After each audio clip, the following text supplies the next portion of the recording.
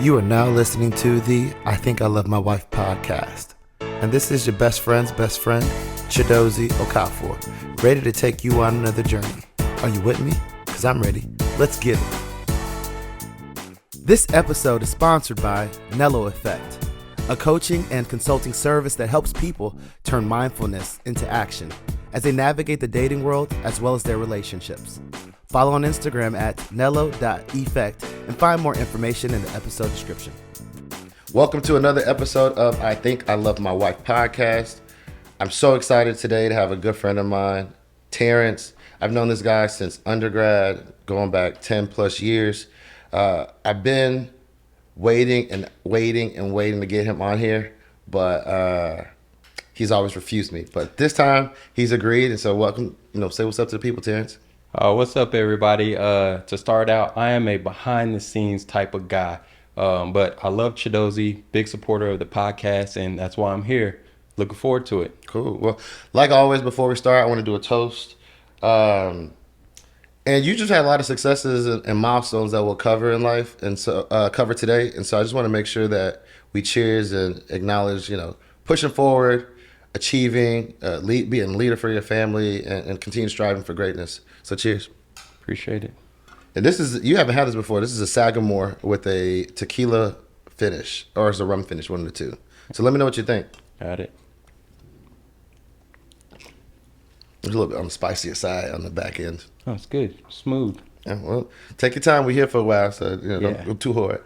All right, let's start like we normally do. How long have you known your wife? We met in October of 2015. Mm-hmm. So yeah, what's that? Eight Going years. It's going on 9 years, 2024. Yeah. Okay. Yeah.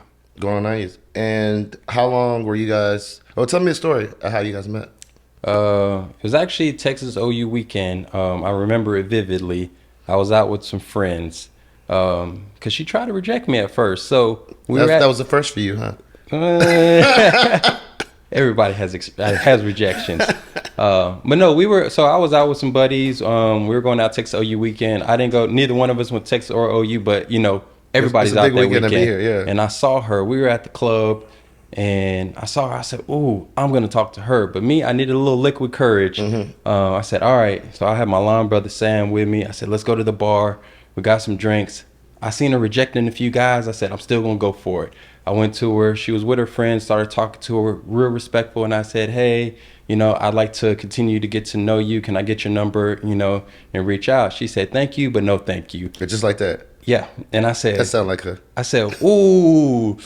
I said, "Oh, that's cute. You have charisma." Oh, that's what you said to her? That was my response. And so then I just continued to talk to her. And at the end of that conversation, I was like, "All right, go ahead and give me your number now." I'm not even going to ask. Yeah, I'm not playing with you. Here's my phone. And her friends was like, "Girl, why you?" And so, yeah, I got her number. And, that's when we started talking from there. Okay. Point of reference, OU Texas weekend. I don't think you're the first person that I've had up here that met their wife during that weekend. So that's a big shout out. And don't give up. Shoot your shot and don't give up.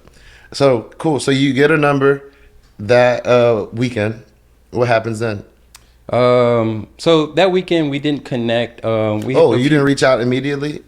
I did not. Well, the next day I did not. Okay. We had a few text messages, but she was in town for her friend's birthday. Got it. So they were already busy. Gotcha. I was more so asking because some people, girls would be like, "Well, you got my number, you didn't text me. What did that mean?" Well, so I was just going through your. I would say we text, but it was light. It wasn't intentional. No real development. We didn't meet up. Yeah. And then by then she was gone. And I'll just be honest. That weekend she wasn't the only number I got. Yeah. So I was out there shooting my shots. Outside, yeah. And so it was probably, a week later, I was actually traveling to Mexico City for work. And then I hit her up and I was like, "Oh, I actually have to travel for work, but let's keep in contact, boom, boom." And I'll be like, it was natural. We started talking on the phone. It was FaceTime because I remember I didn't have cellular service in Mexico City. And so then I'd wait till I got to the hotel and I'd hit her up. And we immediately started FaceTiming and we're just talking. Yeah. Was that by nature of not having cellular service, or that's what she wanted to do, or that's just your preferred? I think the first time was a phone call, and then we just started using FaceTime, and it was just natural, Yeah. Especially with the distance. Because she lived in Houston at the time. We met in Dallas, but she lived in Houston. But I was traveling majority full time for work. Gotcha. And I would say it was just easy to talk to her. And then we talked for a few months. But I would say, when you say how long did we date, there was some off and on to it. So we probably talked for about maybe 5-6 months, and then there was a break. And there was a break for, I would say, almost a year that we didn't talk. And that's my fault. Okay. We can talk about the break a little bit. And then we started talking again. So I would say off and on. And then she moved to Dallas, and it was October of 2018. So 3 years from meeting her, she moved to Dallas, and we moved in together. And then from there, we got engaged in September of 2020. Got it. Okay. So about 5 years after you met her, you got engaged. Yep. Within 3 years, y'all were living together. Correct. Okay, cool. And how long were you, maybe you might have said this, from proposed to marriage? Was it when did you propose and when did you guys get married? That was quick. So I proposed in September of 2020, and we got married in April of 2021. Cool. Okay, cool. And just for context, you know how we do this. What do you do? You can keep it light. You don't have to tell your company, but what do you do and what does your wife do? I do accounting consulting, and my wife does financial, or actually mortgage loan analyst. Got it. Cool. And then one of the things that we like to make sure that folks understand is just what was like the marital structure that you and your wife saw growing up? Yeah. With your parents? For me, mom was pregnant at 15, had me at 16.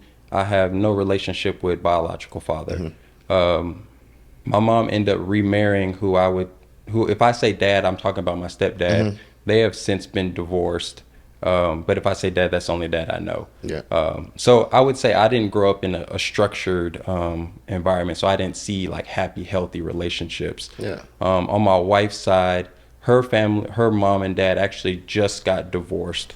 So they were married the whole time, but not necessarily meaning that it was a good marriage. Yeah. So, but she saw that. But she saw for the most part a household with mom, dad, kids. And then we think about their siblings scenario, because I think it informs people's behavior sometimes or how they respond to things. How many siblings do you have? Gotcha. Where do you fall in the lineup? So I have 2 younger siblings. Well, technically 4 younger siblings. Complicated. Yeah. So my 2 younger sisters that, from with my mom, and then who I would call my dad, stepdad, he also remarried and had two more daughters. And then for her, she has an older sister, but then she also has a brother out of wedlock between her mom and dad. Her dad, but not as close to her brother because it's with another mother. So you're the oldest in your group? I am the oldest. Where does she fall? She would be the youngest. The youngest. Okay, well, so we'll look at that dynamic. And I just want to, I know folks may not know you as well, but I just want to commend you because I know you didn't see maybe the traditional view or household of what a father, husband should be. But I want to commend you because I know with your sisters and their children how you've stepped up and demonstrated that without having that example and been an example for them to see. So I just want to give you that shout out. I don't think we've ever talked about it, but I know you do a lot in terms of support, just being, when I say support, being involved. I think that goes a long way for kids. So I just want to shout you out there. And then the last question for demographic reasons is around children. Do you guys have any children? Yes, we had Tatum Giselle. She will be 6 months in like 5 days. Yeah. Beautiful. Yeah. It's a pretty family. Let me tell you, it's a really pretty family. Okay, cool. So let's get started. What do you love about your wife? What do I love about my wife? I think she's very dynamic. Just her ability to like move and operate in all spaces. And I think that was really big when we first got together. Yeah. And what do you think makes her special? It's her pure heart. Like, I'm a good person. I know I'm a good person. I don't, but she's different. She's on another level. You got some asshole in you too, though. Correct. Correct. But everything that she does, especially like just from day one with me has been pure. And even when I'm on the wrong side of, you know, her likings, like her intentions have always been pure with me. Yeah. And you know the title of the podcast, I Think I Love My Wife, you know, the meaning behind it. What was the moment or set of experiences where you were telling yourself, you know what, I think I love this woman? So I can't tell you I'm not going to say I know the exact moment, because I fought it as hard as I could. Yeah, that was part of it. I'll be honest. I fought it as hard as I could.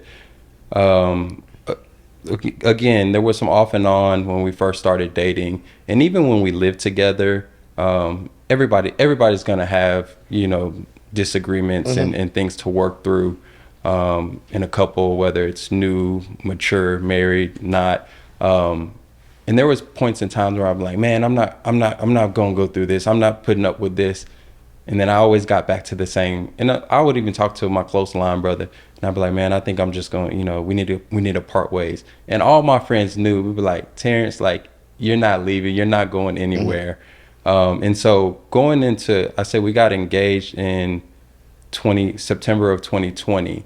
My wife would tell you she was giving me a hard time, because she was like, I should not have came into 2020 as a girlfriend. Yeah. But I knew in early 2020, I was like, she is the one. Like, she has stuck beside me through a lot. She is pure. My family loves her. My friends love her. She's supportive. And there was no reason she shouldn't be the one for me. And I was just late in the game, because I tried to fight it. I tried to fight it as long as I could. So I would say beginning of 2020, and it was accumulation of everything. Yeah, I mean, the fact that you guys survived, by the time you made the decision, right? Not the decision to act, to do it, you guys got through some of the harder part of COVID, right? And so around that time, people are falling out. People are realizing I may not know this person as well as I do, especially given the short amount of time you guys have been living with each other. Do you think that experience strengthened y'all's relationship? Definitely think it strengthened it. I would say when she moved to Dallas, I was still traveling full time for work. And so I remember I purchased my first home in, I think, June of 2018. She moved in around like September 2018, somewhere around that. So it was really like her home. So she was there day to day. I was only there on weekends. And so COVID was the first time we actually had to live together, which, again, there was more disagreements. I would say there were small disagreements. It was more so preferences and just learning each other's styles. That combination of lives. I'm going through it now. Well, I've gone through it recently, so I understand. It's like at nighttime, do you keep the blinds open? Do you close the blinds? Sleep with TV on? Do you sleep with TV off? How do you clean versus when they clean? Do you do it throughout the day? Do you do it all at once? What is clean? Yeah. So I think it was smaller things. There wasn't anything like major as far as living together. We just had to get used to one another. But I think but I had made up my mind during the pandemic that I was going to propose to this girl, but then the pandemic hit, and then it was like, I already had like a ring, you know, I already had like kind of how I wanted to do it. But then of course that had to shift a little bit with the kind of COVID restrictions, but I knew in my head. And then this entire time during the pandemic, she's like, you know what? I was like, hey, we're in a pandemic. Like, you know, it's hard for us to make moves. She was like, I don't care if we're in a pandemic. You shouldn't have let us get to the pandemic. I shouldn't have came into 2020 as a girlfriend. I can see her saying that. So she was on me pretty tough. And I always think that it's challenging between the time that you make the decision to do it and the time that you execute on proposing, because the decision's it's almost like being engaged and getting married if you have a long engagement, to start your life together, because the decision's been made, but there's a lot of preparation to a certain degree to propose, in terms of getting the money right, having a budget. If you're like me, doing the research to figure out, you know, the type of different diamonds, the level of, you got lab diamonds, you got natural diamonds, you got moissanite, you got levels within each of those, what their preferences, what your budget preference is. That's just getting the ring, understanding what she wants in a ring if she's not very vocal about that. Then you have, okay, how do I do it? And every woman's different. Some people want the big event with their friends and family. Some people want it to be very intimate. And you're trying to make this all a surprise, and you want to make sure that they are dressed up, nails done, all the things that they need to essentially capture the moment. And it's hard it takes time sometimes to plan that out. And so I could see the challenge of, if you just wait, I'm working on it, I think I felt like that, where I was planning, and not that I was getting pressure, but I'm sure she would appreciate it knowing that sooner than when she found out, because, who wants to wait? Yeah. But I think at the end of the day, once they see that time and the effort that you put into it, it all makes it worth it. And there's been several times where in our relationship where we haven't agreed on timing. But in hindsight, yes, I was late. I did try to fight being, one, just in a relationship, got over that. And then two, taking that next step of engagement. Because the step of engagement was honestly like bigger than like getting married to me. Because like that engagement, it's like, okay, this is the decision that I made, and ain't nothing, I am coming to the table with this decision on how we're gonna move forward. After that, it's like, okay, yeah, we've already decided to get married. We're gonna get married. Someone was telling me, does it feel different? And I was like, when I proposed, I didn't. That's when you already start acting in the capacity, right? But in terms of, at least for me, I imagine you're similar. In terms of feeling like, okay, this is my wife. When you said yes, that was, the ceremony stuff you don't change after the ceremony. You are in that capacity from jump. And so that's also why I think it's a big decision for the guy in some cases, because he's thinking through that lens. Like, as soon as she says yes, this is my wife. Yeah. And I believe sometimes what's expected of women, and this is just my assumption, is like there's an evolution of, I'm his wife now. When the ceremony happens, now I have to do this. It doesn't. I don't think it always clicks that when I say yes, like, okay, I'm in that. And so I think the decision to want to say yes, right, in the woman's standpoint, looks and feels different from a responsibility standpoint than when the guy says, hey, will you be my wife? And that's sometimes why it takes some men a little bit longer, because, you got some men that are just playing around. But some guys, there's a deep level of responsibility at that point that begins, and they want to make sure that they are ready to succeed in that capacity. What was the thinking for you in that? No, was it similar? 100% agree. And I'm the type of guy, like, I'm not going to just tell you sweet nothings. Oh, yeah. Like, there's some men who are going, like, every single woman, they're going to sweet talk. They're going to tell them sweet nothings. Hey, queen, good morning. Yeah, rising sun, queen. That's not me. I was very objective in that, like, I'm not going to say more than what it is. And in all transparency, I didn't even tell her I love you until I proposed. Oh, wow. Like, those are like strong words for me. And not that I did not love her or have love for her. It's just not something that we exchanged. And then at one point I said, man, I done waited so long. I said, I purposely, it was like, you know what? I want to wait until that special moment when I propose to say I love you. And so I had my little speech. I mean, I knew things I wanted to say, but and that's the first time I actually said, I love you. Has she said it to you before, or that was her first time, like, responding to it? I want to say yes, and she would also give me a hard time. And she, we go be talking about stuff. She'd be like, "Boy, you don't even tell me you love me."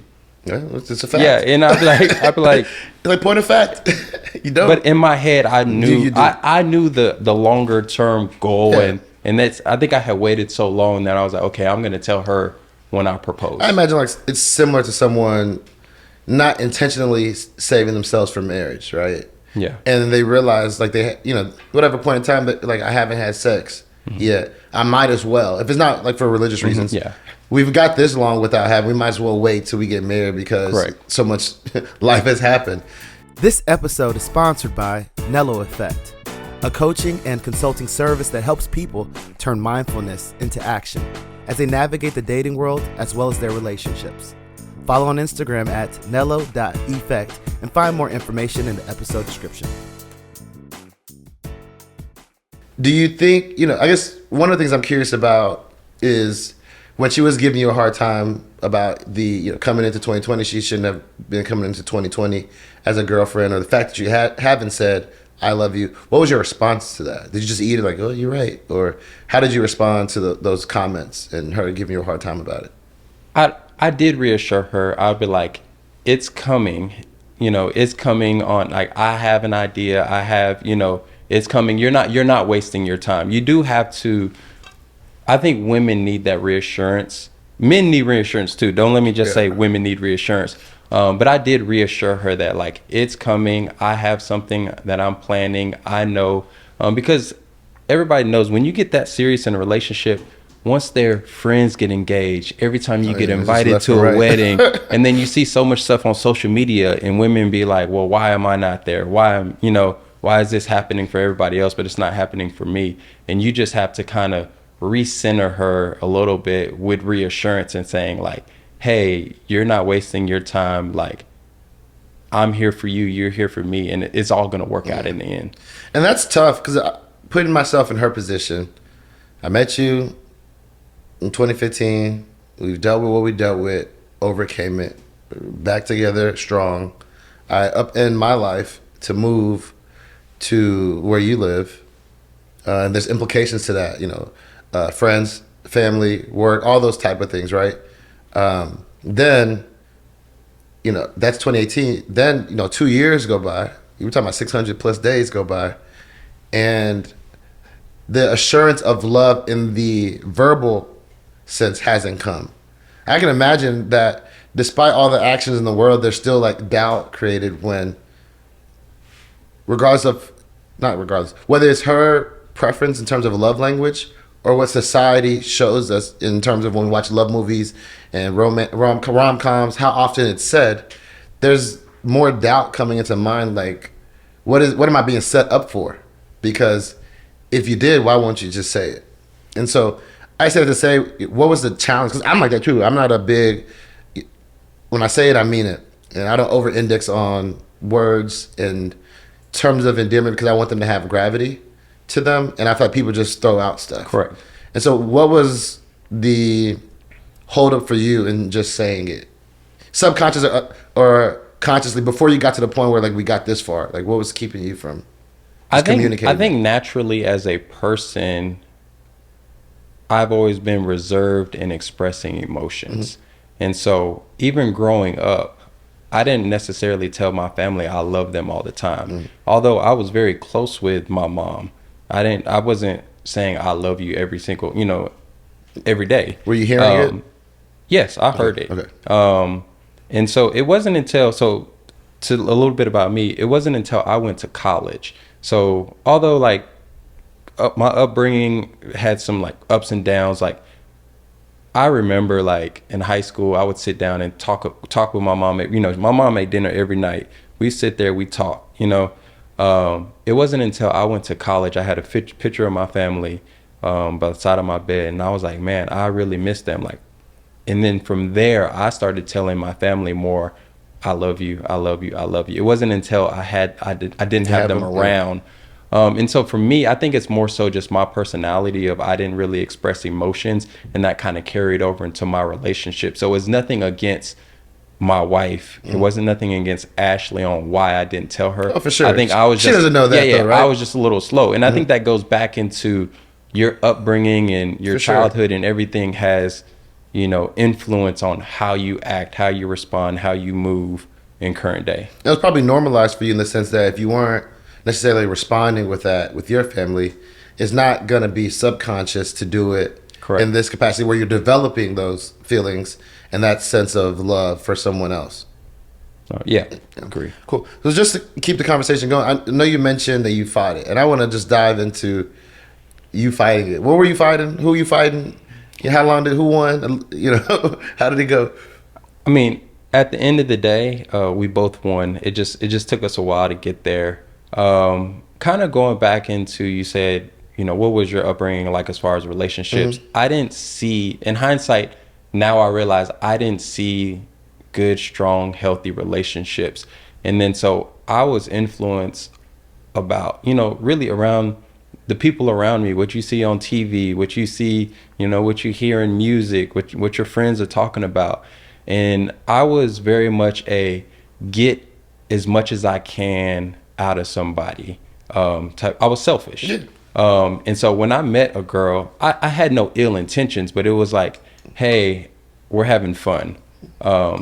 And you also was like, okay, how fast are we going to move? How fast, are we going to have sex? And I was kind of getting as much as I could out of somebody as quick as possible, because I never had the idea of like long-term relationships. And so to me, it was like, hey, we're having fun, at whatever speed we move, we both have understanding that we're just having fun. And just never thought about settling down. And so granted, in high school, I didn't really talk to girls. It wasn't until college where I really started like. You grew up in college. Yes, I grew up in college. I won't say, because I didn't know you in high school, but we have mutual friends that knew you in high school, and I saw you when you first got. I won't say it was like ugly duckling to a beautiful swan scenario, but I will say that there's been an evolution of your awareness of yourself and what you bring to the table that has increased your confidence. This is from my vantage point, right?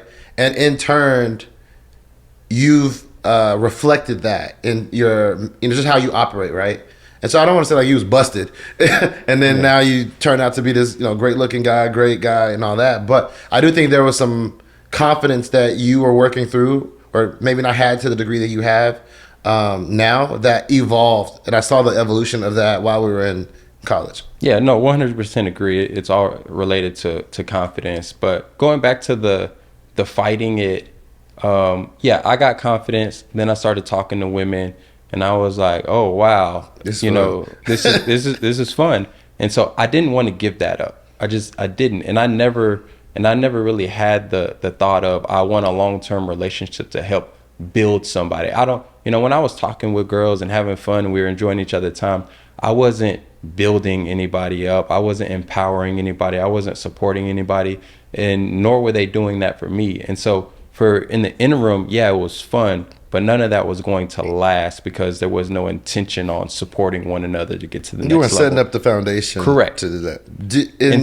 And I'll be honest, like when you're young, it's almost like a male ego competition. Like in college, without talking about it, like, it's not like we have a conversation. Like, hey. It's like, this is what I did. Oh, this is what I did. It's almost, and like, I gave into that. Like, I gave into that male ego of like, this is what you need to do in order to like be a man, and this is what men do, and we've normalized that to be okay. When now I realize it's not okay. Yeah, I mean, that's interesting because I'm trying to think, like, I grew up, I see my parents married 40 plus years.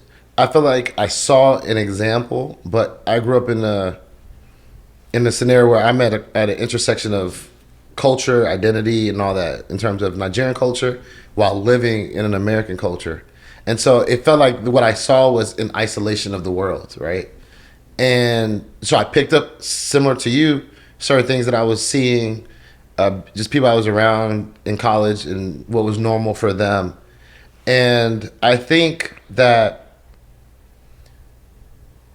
when there's not a goal like in mind, then it's hard to like operate, like when you think about trade-offs in a sense. So you say, hey, we're just having fun, I wasn't setting the foundation, and it wasn't like you were looking at, well, I'm doing this in spite of that, because you weren't like, well, at the end of the day I'm about to get married, right? I'm risking marriage or not being married for that. There was no other thing to compare it against.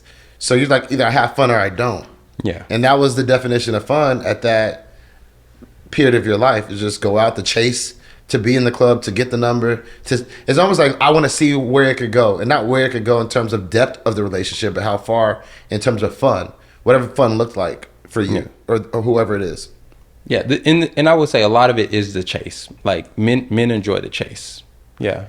And so when you think about, you said I was fighting it, I wasn't thinking about, what I hear you saying is I was trying to, you said I was in it for me, right? And you were, as much as you can get from it, out of the, when you had the situations with people you were talking to. Yeah. I hear you say, like, I was just trying to have as much fun as possible. And when it wasn't fun no more, I was ready to go. Correct. And I don't want to say it sounds so selfish, and I was only in it for me. Like the women at the time, it was beneficial. Like we had fun. We had fun together. Yeah, they're not having a terrible time. But when it was time to get serious, I would always back off. I would always back off. And I mean, that kind of leads into Drama. Why, well, not drama, but why me and my wife had an initial break. Got it. Okay. Is because we were dating, we were having fun. But then I realized, I said, this girl is different. And I actually knew that I was not ready for her. And when I say she has a pure heart, I recognize that I shouldn't, this is not the time for me to be with this woman. You gotta handle her differently. And I actually pulled back, but I didn't know if I was ready to settle down. And so I actually stopped talking to her. Like you ghosted her, or it just like y'all have intention because you were pulling back that it kind of. No, I intentionally stopped talking to her, and I guess I'm asking, was it communicated? Like, hey, correct. It was communicated. Got it. And it was almost like, you're too good for me. That's what you talked to. In more or less words, which is really hard for women to understand, because it's like, okay, I meet this guy, we're hitting it off, and then I know what my typical MO was. He's like, these. Yeah. I don't want to use these moves on you. Yeah, and it was like, you're so pure in your intentions and just the person who you are that I don't want to do this to you. And so then I backed up, and we didn't talk for 10 months. Yeah, you know the right. I mean, you've dated enough. Yeah. Leverage. You've seen the process, right? So I imagine at that point in time where, hey, she might be wanting more. You know, you're not ready. There's the tension that occurs, and I would say maybe emotional ramifications, and you didn't want that for her. Correct. And so you already see hey, this is going down this path. You know, I know what I'm gonna do given where I'm at, and I know how she's gonna feel, and I don't want that for her. Yeah. So in some cases, and it sounds twisted, but I'm happy we're sharing the psychological thought behind it, even though it may not be logical. You're like, I'm trying to protect you from. Correct. I'm trying to protect you from me. But she didn't take it that way. Yeah, for sure. In all transparency, she was on cloud 9 when we were together, and I was too. But I was like, I know I'm not ready. But then it put her in a bad space, because it's like, men and women, when you meet somebody and you are trying to be intentional, it's like you start, you get ahead of yourself. And easy, fast. Yeah. And so then, you have all these thoughts, and then it just stops. And so. No, I get it. I tell people, and I move slow-ish. And maybe I move slow when there's not I'm not sure yet, because we're all go-getters, so we know we go after. But when you don't know, you keep buying out time to see if you're gonna find out if that's what you want. And I think that we not play this game, but I think it's so easy to get into the habit of being in a relationship. And I don't know that we realize the power of our actions, right? When you start building routine with people, when you start displaying certain actions, and I'm not even talking about sex, right? Yeah. Those things carry meaning, where you may say, well, I don't want to be in a relationship, I'm not ready, but the actions of them carry meaning, that someone can extract more meaning out of that to say, well, why would you be doing this if you didn't want that? And I think that, and some of it is that, I don't want to put this all on the women, but some of it is I think they're wired to want those things, right? Where I don't know that guys think about some of the process. We just kind of go, as much as we should plan it, we just go on with the flow of it, right? But I think what happens is we're going with the flow of it. These things are, regardless of what the conversation is, affirming how she feels and what she wants the relationship to be. And then the guy's like, whoa, he gets to the point, he's like, whoa, this is moving faster than I thought. And you really can't back up without ending. You can't say, well, you need to take your stuff out of here. We can't do this. Or I got invited to his wedding and I got a +1, but you're not coming with me. Yeah. Because there could be a scenario, for example, where you get a +1 to a wedding because you're close friends. So they give it to you. Or there's an important event at work where you could bring someone. Or just whatever, right? The natural thing the girl knowing that that's happening would be, oh, I should be going. We're this involved. The right action would be no, because I'm not there emotionally with you. But what we do is well, she wants to go. I don't want no smoke. Yeah. Come. Actions speak louder than words. So that she comes, and that action told her way more than you could have said, or counters what you would have said to her. Yeah. And so I'm always trying to tell guys, like, no matter how hard it is, if you're not ready for certain things, action-wise, you need to be upfront with that and not do it. Because I don't know that we realize the power in our actions versus our words. So I'm going to challenge that a little bit. And I can't, and I'm not here to break guy code either. But me personally... Ain't no guy code? There is guy code. Okay. But me personally, sometimes you can say, I don't want this. Like, you can meet a girl and say, hey, I'm not looking for a relationship. You know, like, we can kick it, we can have fun, we can enjoy ourselves. But if you treat her in that manner, no matter what you tell her, like you mentioned, she's gonna think this if because if you're consistent with what you said. If you're treating her a certain way, she's going to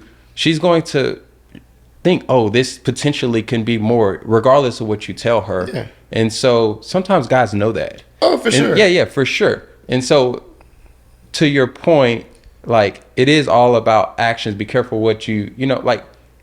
You said men may not know. We know. No, sometimes. Yeah. No, so sometimes. I mean, I think generally when I say men, like even in like college, right, growing up. So this is for whoever.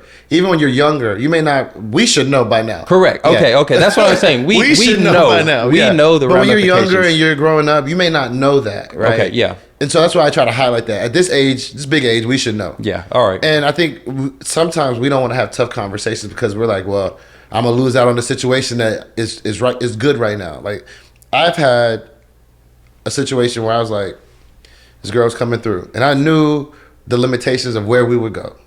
She wanted to come through, and I'm thinking she's gonna come through, whoop-de-whoop, leave.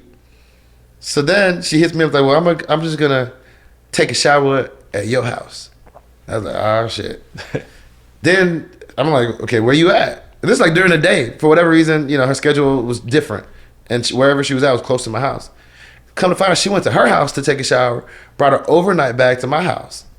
And I was like, in my head, like, what are you doing, you know?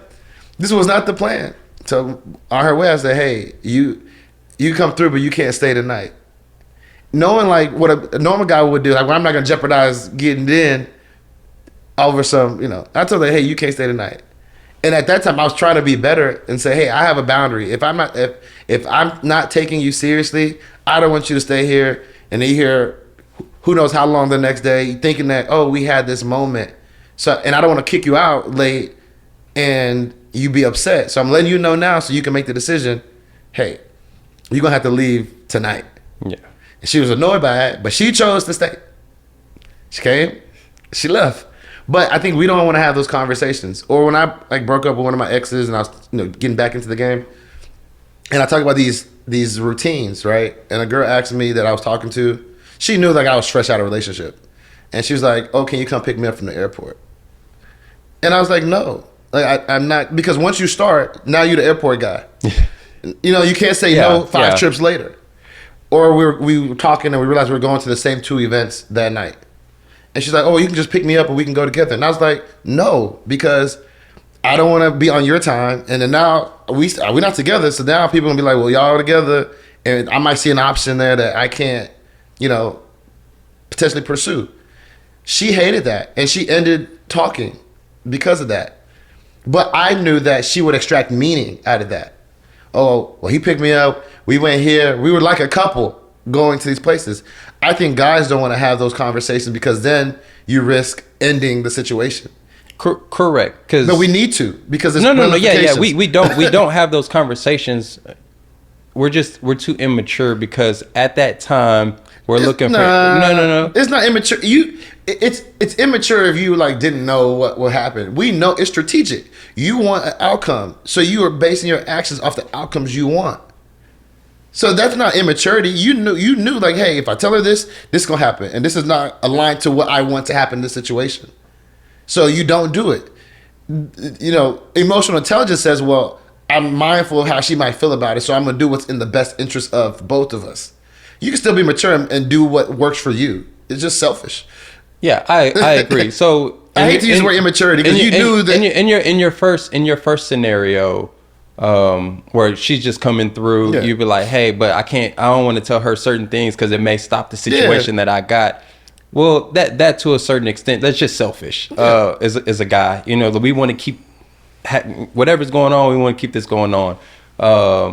But now the way I reflect on it, what I call selfishness is immaturity. Oh, that's fair. So when I was younger, I would say I was selfish. I was immature. Because also, I mean, just general respect. But yeah, I'll leave it at that. No, yeah, I just think that from a long-term standpoint, if you're trying to avoid, and this is why I want to have the conversation, because I think we as men, I'm not here talking to the women. They may be listening, but I'm not talking to them. We as men have to be better. Correct. And the more guys that hear this, like, you're better off having less situations that know what the situation is, that have more options out there, not knowing or being misled by it, because there's only negative consequences. It's rare that there's not drama or smoke or Correct. problems that you want. And so the more we can be upfront, maybe 2 out of 10 girls are going to be okay with that, and then they can't be mad. But if you're trying to, optimize the situation, it's always going to turn out bad for you and for her. And what we don't know, especially when we talk about our community of people, the damage that does to her, and then how that sets her up for failure in future relationships. Correct. It's the same way I say, well, when girls don't communicate that the sex is bad, it sets up the next girl for bad sex. When we don't have honest conversations with women, it sets them up at a disadvantage for the next relationship with a guy that might be ready, because now she's looking at him sideways. She's not trusting. Correct. And you meet that girl and she's damaged from the next guy. It's like I don't even get to start at ground zero. Yeah. I got to dig a hole that the previous guy did. And now the things you're doing with what good intentions looks very similar to what he did.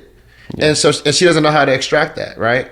And so that's why we having the conversation, and I wanted to explore that, because I think it's good to talk about what we've seen, what we did, how we thought about it, and the impact of that, to say, looking back at it, what should have we done differently?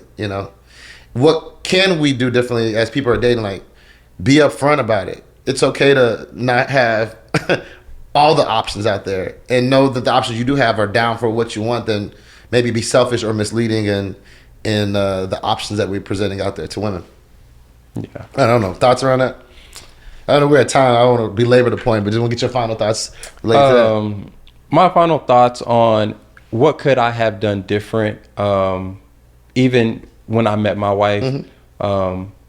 One, I could have just been more upfront, like you said. It probably, to be honest, if I was upfront, we probably wouldn't be married now, though. That's fair. So I'm not going to say I would have done no that. regrets, but I wasn't ready for a serious relationship at that moment, and I should have been upfront with her about that, or upfront with any woman that, and reinforce that with actions that align. So don't do things that, people in, looking for relationships would do. And like you mentioned, so just having those hard conversations and boundaries, and to make sure that everybody's aligned, so to protect everybody's, happiness and longevity.